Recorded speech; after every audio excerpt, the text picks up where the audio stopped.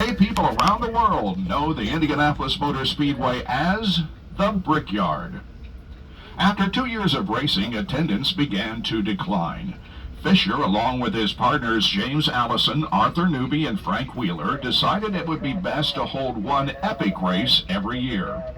The Indianapolis 500 was conceived to be held every May around Memorial Day.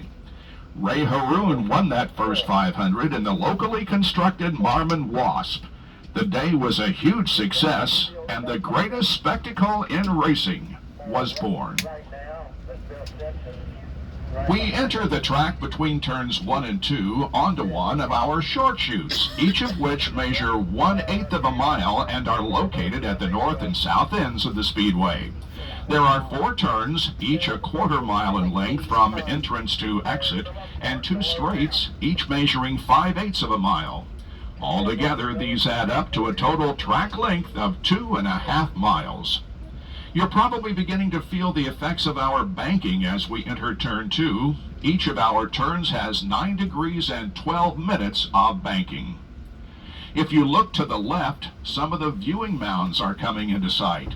These are located throughout the infield of the track and are used by general admission ticket holders. Coming into view on the right are the Turn 2 suites. Constructed in 1973, these suites offer a close-up vantage point to the action on track for VIP guests and sponsors.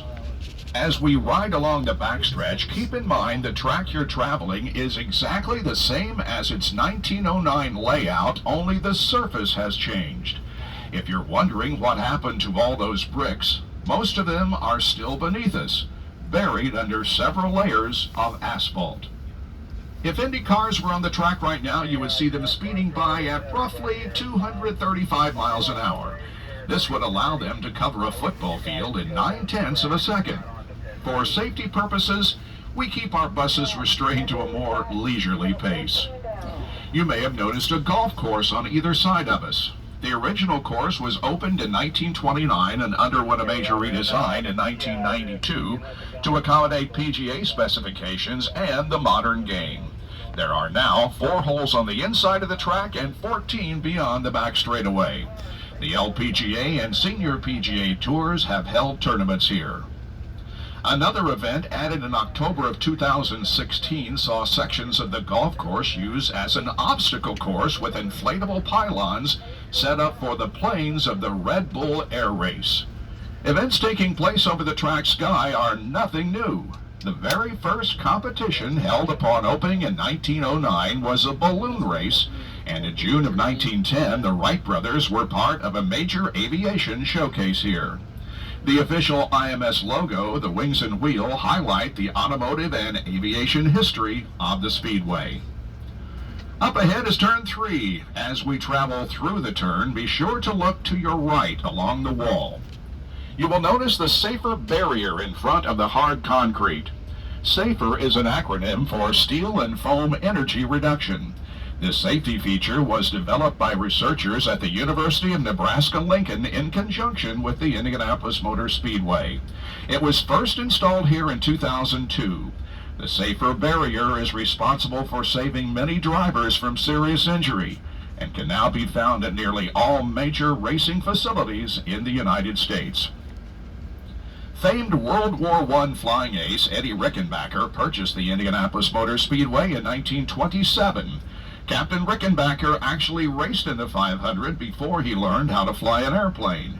He successfully guided the track through the Great Depression and installed many major safety improvements, most notably green and yellow warning lights in 1935.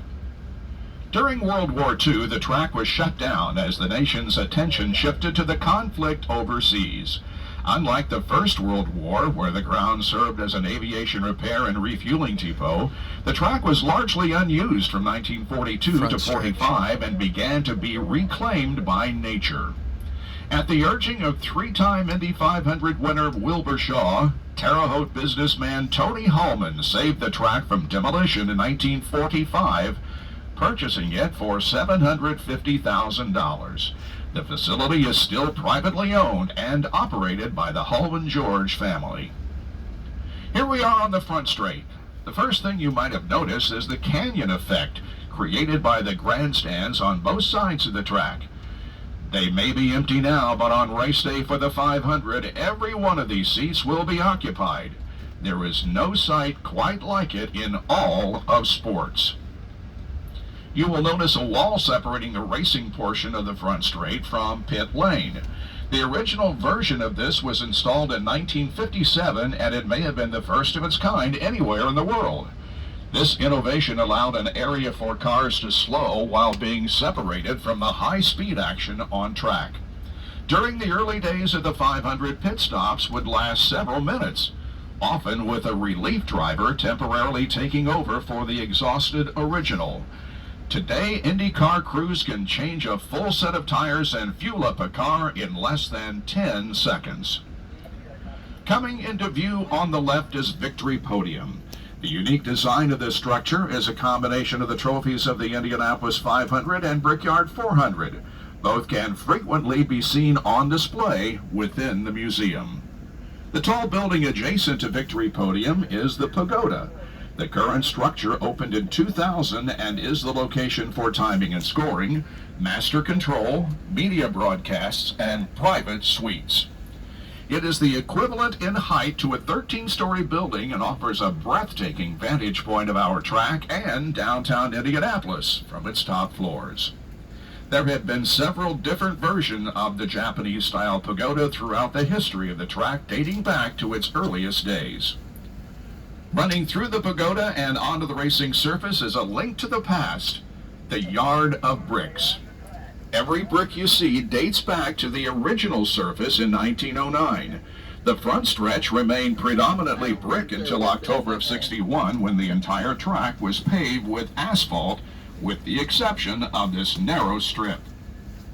These bricks remain as a fitting testament to all of the drivers, past and present, who have come to Central Indiana in search of racing immortality. The checkered flag is out! Goodyear makes a move! Little Al wins by just a few tenths of a second! Perhaps the closest finish in the history of the Indianapolis 500! It was the closest finish in the history of the Indianapolis 500 in 1992, when Al Unser Jr. beat Scott Goodyear by 43 one-thousandths of a second. A unique tradition has developed involving the bricks you are about to visit. From 1911 to 1994, the Indianapolis 500 was the only race held here at the Speedway. Beginning in 1994, a second race was added, the Brickyard 400 for the NASCAR Series.